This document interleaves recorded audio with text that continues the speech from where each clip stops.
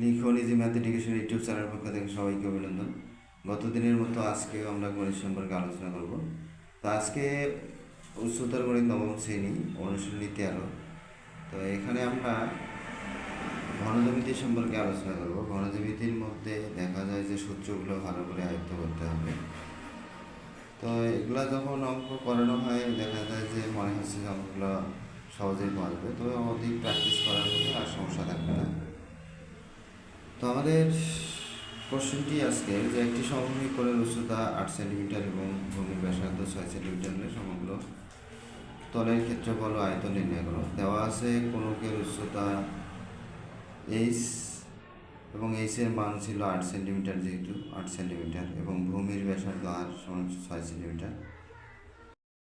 তো আমরা এখন ধরি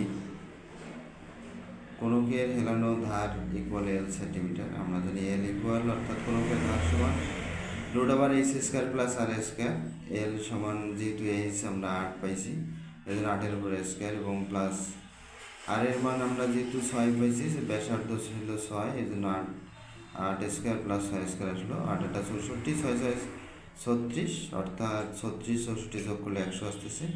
এখন 100কে ভাঙায় আমরা কি লিখবো? 10-এর উপর স্কোয়ার, মানে স্কোয়ার রুট কাটা 10 আসতেছে, অর্থাৎ এল এর মান 10 পেলাম। এখন যেহেতু আমরা সমগ্র তলের ক্ষেত্রফল জানি আর পাই আর প্লাস এল, তো পাইয়ের মান 3.1416 ইন্টু, তাহলে আমাদের এখানে যেহেতু আর এর মান 6 ছিল, তাহলে 6 ইন্টু 3.1416 ইন্টু আর এর মান আবারও 6 প্লাস এল এর মান 10 আছে 10, তাহলে 6 আর 10 16 থাকলো এবং 6, তাহলে 16 ইন্টু 6 আর ডেসিমেল হলো 3.1416। তাহলে ক্ষেত্রফল যেহেতু এই জন্য বর্গ সেমি, আমাদের ইউনিট ছিল অর্থাৎ একক ছিল সেন্টিমিটার, এই জন্য বর্গ সেন্টিমিটার। এরপর 16কে 6 দ্বারা গুণ করলে 96 আসলো। পাইয়ের মান 3.1416, 96 দ্বারা গুণ করলে 3 তাহলে কি আসতেছে 3.1416 দ্বারা 96কে গুণ করলে আমরা 301.6 সেন্টিমিটার প্রায় পাই আর কি। এরপর যেহেতু আমাদের কোশ্চেনে আয়তন ইকুয়াল 1/3 পাই আর স্কোয়ার এইচ আছে, অর্থাৎ আয়তন সমান আমরা জানি 1/3 পাই আর স্কোয়ার এইচ। 1/3 পাইয়ের মান লিখলাম এবং আর এর মান 6, 6 এর উপর স্কোয়ার 6 6 36 এবং 8 থাকলো। এরপরে আমাদের 1/3 আছে, তো আমরা 3.1416 এবং 36 ইন্টু 8 একে যদি আমরা 3 দ্বারা ভাগ করি, অর্থাৎ গুণফলকে 3 দ্বারা ভাগ করলে 301.6 ঘন সেমি প্রায়। তো মূলত আজকের অঙ্কে আমাদের সূত্র জানতে হবে যে এল ইকুয়াল, অর্থাৎ আমি যদি এখানে সমগ্র তলের ক্ষেত্রফল এবং আয়তন বার করতে যাই, দেখা যায় আমাদের সমগ্র তলের ক্ষেত্রফলে এল এর মান লাগবে, তাই আমরা জানি এল ইকুয়াল এই root over H square plus R square. H এবং আর এর মান দিয়ে বসাই দিয়ে আমরা 10 পেলাম।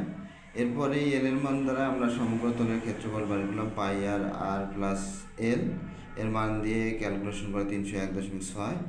এবং আয়তনের যেহেতু আয়তন বার করতে বলছে, আয়তন সূত্র আমরা জানি 1/3 পাই আর স্কোয়ার এইচ। এখন পাইয়ের মান 3.1416, এটা হলো কনস্ট্যান্ট, এবং আর এর মান হলো 6 এর উপর স্কোয়ার এবং এই ছিল 8, মাল্টিপ্লাই করলাম, করার পর 3 দ্বারা ভাগ করলাম, তাহলে 301.6 ঘন সেমি প্রায়। তো আমাদের 3টি সূত্র জানতে হবে, এল এর সূত্র এবং সমগ্র তলের ক্ষেত্রফলের সূত্র এবং আয়তনের সূত্র। এল এর মান দিয়ে আমরা সমগ্র তলের ক্ষেত্রফল এবং আয়তনের ক্ষেত্রে এল লাগবে না, তো আমরা দুটি মান বার করলাম। তো আশা করি সবাই বুঝতে পেরেছো। এরপরে কথা হবে আবার নতুন কোনো ভিডিও নিয়ে। সবাইকে অশেষ ধন্যবাদ।